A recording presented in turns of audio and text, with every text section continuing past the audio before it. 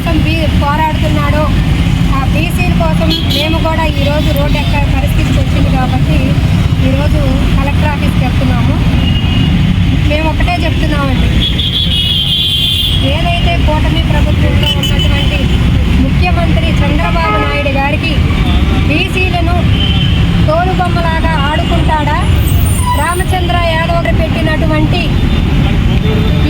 ఈ 5 డిమాండ్లను నెరవేరుస్తారా?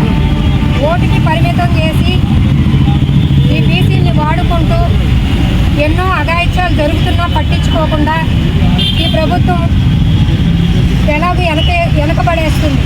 బడుగు బలహీన వర్గాల వారిని ఎంతోమందిని ఆగమైపోతున్నా కూడా పట్టించుకోనటువంటి కూటమి ప్రభుత్వం మేము ఇవన్నిటికి కూడా మాకు సమాధానం ఇస్తారని ముఖ్యమంత్రి గారు కూడా ఆ పార్టీలో కూడా బీసీలు ఉన్నారు కాబట్టి బీసీలని బడుగు బలహీన వర్గాల వారు చాలామంది ఉన్నారు. వాళ్ళ కోసం ఈరోజు రామచంద్ర యాదవ్ గారు పోరాటం చేస్తున్నారు.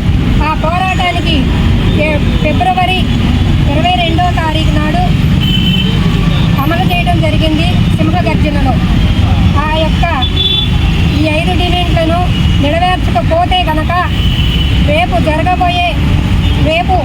ఏప్రిల్ 11వ తారీఖు నాడు అమర నిరాహార దీక్షకు రామచంద్ర యాదవ్ గారు అమర నిరాహార దీక్షకు కూర్చోబోతున్నారు. వాళ్ళందరికీ కూడా ఈ బీసీ వాళ్ళందరూ కూడా ప్రతి ఒక్కరూ బీసీలందరూ కూడా ఆయనతో పాటు నిరాహార దీక్షలో పాల్గొనడానికి సిద్ధంగా ఉన్నారని కూడా తెలియజేస్తున్నారు.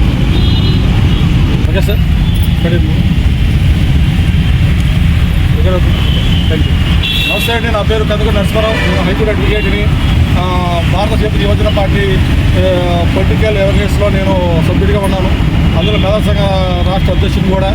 విషయంలోకి వస్తే ఈరోజు మేము భారత జాతీయ యువజన పార్టీ తరఫున మా బోడే రామచంద్ర యాదవ్ గారి ఆదేశాల మేరకు బీసీ సింహగర్జనలో చెప్పినటువంటి 5 డిమాండ్లను మేము ఈరోజు ఏపీ మొత్తం మీద ఏపీ 10 జిల్లా కలెక్టర్ గారిని కలిసి రిప్రజెంట్ ఇవ్వబోతున్నాం. దానిలో ఎజెండా ఏంటంటే, ఒకటి బీసీలపై జరుగుతున్న అరాచకాలకి అరకట్టడానికి మాకు బీసీ చట్టం ఒకటి, నెక్స్ట్ అమరావతిలో 1000 ఎకరాలు 10 కులానికి ఇవ్వాలని చెప్పి 10 కులానికి కలిపి అందరికీ 1000 ఎకరాలు అవడం జరుగుతుందండి.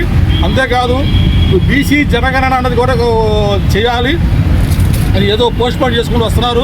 గత 79 సంవత్సరాలు బట్టి మోసపూరితమైన హామీలు ఇస్తూనే మమ్మల్ని మోసం చేస్తూనే ఉన్నారు. కానీ కోడి ప్రభుత్వం నుంచి అన్ని ప్రభుత్వాలు ఎటువంటి న్యాయం జరగట్లేదు. కాబట్టి అందులో ఉన్నటువంటి ప్రతి బీసీ నాయకులు, ఇప్పుడు బీసీ తెలుగుదేశం పార్టీ అవ్వచ్చు, జనసేన పార్టీ అవ్వచ్చు, వైసీపీ పార్టీ అవ్వచ్చు, అందులో ఉన్న ప్రతి బీసీ నాయకులు, ఎస్సీ ఎస్టీ నాయకులు అందరూ కూడా రేపు ఇది కనుక 37వ తారీఖు కనుక నెరవేర్చకపోతే కోడి ప్రభుత్వం వాళ్ళు ఏప్రిల్ 11వ తారీఖున బహిరంగ విజయవాడ ధర్నా చౌక్లో ధర్నా చేయడం, నిరాహార దీక్షని రామచంద్ర యాదవ్ పూనుకున్నారు. ఆ ప్రతి రాజకీయ నాయకులు మాకు మద్దతుగా నిలబడి మనకు వచ్చి మాకు డిమాండ్ నెరవేర్చేలా చేస్తారా, లేకపోతే అంటే రేపు కులద్రోహులుగా మీరు బీసీల యొక్క కులద్రోహులుగానే మీరు ఉండిపోతారో నిర్ణయించుకోవాల్సిందిగా ఈ విధంగా మేము డిమాండ్ చేస్తున్నాం. ఇది కనుక ఈ నెల 31వ తారీఖు లోపల ఒక స్టేట్మెంట్ కనుక రాకపోతే ప్రభుత్వం తరఫున ధర్నాకు మాత్రం కాదు ఏపీ మొత్తం మీద చేకడిపోద్దండి. ఇది మాత్రం పక్క కళాగందుగా చెప్తున్నాం. Thank you sir, thank you. జై బీసీవై, జై బీసీవై, జై బీసీవై, జై బీసీవై. ఒక్క నిమిషం. జై బీసీవై, జై బీసీవై, జై బీసీవై, జై బీసీవై, జై బీసీవై.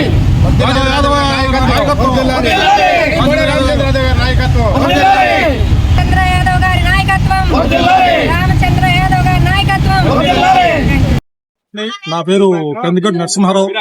నేను భారత జాతీయ యువజన పార్టీలో పొలిటికల్ అవేర్నెస్ లో నేను సభ్యుడిని, నాయకుడిని, హైకోర్టు అడ్వకేట్, మెదక్ సంఘ రాష్ట్ర అధ్యక్షుని కూడా. విషయం ఏంటంటే, ఈ రోజు మా జాతీయ అధ్యక్షులు గారు అయినటువంటి బోడే రామచంద్ర గారి ఆదేశాల మేరకు ఏపీలోని అన్ని జిల్లాల కలెక్టర్ల గారికి ఒక రిప్రజెంటేషన్ ఇవ్వమని చెప్పడం జరిగింది. ఏమిటంటే ఆ రిప్రజెంటేషన్ సారాంశము, బీసీల చట్టం చేయాలని ఒకటి, నెక్స్ట్ అమరావతిలో 1000 ఎకరాలు మాకు బీసీలు ఇవ్వాలని, నెక్స్ట్ నా విద్యార్థులకు వాళ్ళకి 44% రిజర్వేషన్ కల్పించాలని, నెక్స్ట్ ఇంకేదైనా ఉన్న ప్రాబ్లమ్స్ ఉన్నా సరే మాకు జరిగేటువంటి అన్యాయం గురించి పోరాడే విధంగా కలెక్టర్ గారి దృష్టి తీసుకెళ్లి వెళ్ళి వాళ్ళ దృష్టిలో ప్రభుత్వానికి దృష్టి తీసుకెళ్లి మాకు న్యాయం జరిగేలా చేయమని ఆదేశించడం జరిగింది.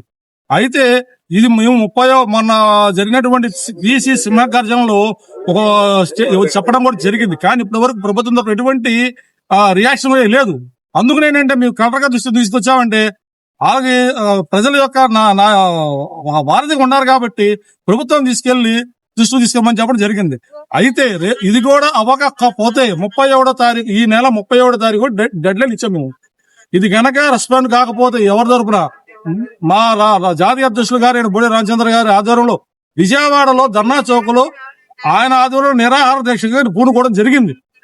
ఈ లోపల ప్రభుత్వం దిగివచ్చి మా యొక్క డిమాండ్స్ ని సానుకూలంగా స్పందించారా? ఓకే. లేని పక్షంలో రేపు 11వ తారీఖు జరగబోయేటువంటి నిరాహార దీక్షకి ఎవరు అడ్డుపడ్డా ఎవరు ఏ విధంగా రాజకీయాలు చేస్తున్నా తగ్గేది లేదండి. రేపు రాబోయే 2029 రాజకీయ ఎలక్షన్ లో మా బీసీలు, ఎస్సీ, ఎస్టీ, మైనారిటీలు అందరూ ఒక కూటమిగా ఏర్పాటు చేసుకొని రాబోయే ప్రభుత్వాలకు అందరికి బుద్ధి చెప్తాము.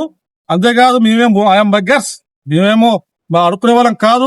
ఏదో అందరూ అంటున్నారు బీసీలు అంటే బ్యాక్వర్డ్ క్యాస్ట్ ఎన్నుపోసా అని. ఆ ఎన్నుపోస సిరకొడుతూనే ఉన్నా 75 సంవత్సరాలు బట్టి ఎటువంటి స్పందన లేదు. కాబట్టి ఈసారి మేము గట్టిగా యాక్షన్ లో దిగడానికి మేము తగ్గేది లేదండి. ఈ ప్రభుత్వం వారు ఎన్ని కుతంత్రాలు చేసినా మేము తగ్గం.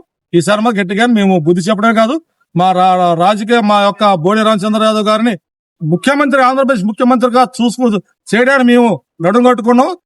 100% మేము దానికి కార్యాచరణకి సిద్ధంగా ఉన్నాము. Thank you sir. Thank you very much. NTR జిల్లా బీసీ పార్టీ జిల్లా యూత్ కన్వీనర్. ఈ రోజు మీ కలెక్టర్ గారికి వినతి పత్రం ఇవ్వడానికి గల కారణం, ఆ రోజు ఫిబ్రవరి 22వ తారీఖున బీసీ సింహగర్జనలో మా నాయకుడు రామచంద్ర యాదవ్ గారు ఏదైతే 5 డిమాండ్లు ఉన్నాయో ఆ డిమాండ్ల గురించి ప్రభుత్వ దృష్టికి మన కలెక్టర్ గారు తీసుకుని వెళ్తారని, అదే విధంగా ఈ 5 డిమాండ్లని ఈ నెల 31 లోపు పరిష్కరించే ప్రభుత్వం, లేకపోతే ఏప్రిల్ 11వ తేదీన ఖచ్చితంగా ఆమరణ దీక్షకు పూనుకుంటారు. అలాగే 1వ తారీఖు నుంచి రీలే నిరాహార దీక్షలు కూడా ఉంటాయి. ఖచ్చితంగా మా నాయకులందరూ రోడ్లెక్కి బీసీ ప్రజలందరినీ కలుపుకొని ఖచ్చితంగా మేము ఈ దీక్షలకు ఖచ్చితంగా మేము పూనుకుంటాము. ప్రభుత్వం మీద ఒత్తిడి తెస్తాము. ఖచ్చితంగా ఈ నిర్ణయాలు, ఈ 5 డిమాండ్లు ఏవైతే ఉన్నాయో, బీసీ రక్షణ చట్టం, కులగాన 44% రిజర్వేషన్లు, ఉద్యోగ ఉపాధి అవకాశాల్లో, అదే విధంగా బీసీ కార్పొరేట్ నిధులు కూడా అమలు చేయాలని మేము ప్రభుత్వాన్ని డిమాండ్ చేస్తున్నాం. ఈ డిమాండ్లు 31 లోపు పరిష్కరించకపోతే ఏప్రిల్ 11న ఆమరణ నిరాహార దీక్ష చాలా తీవ్రంగా ఉంటుందని హెచ్చరిస్తున్నాం.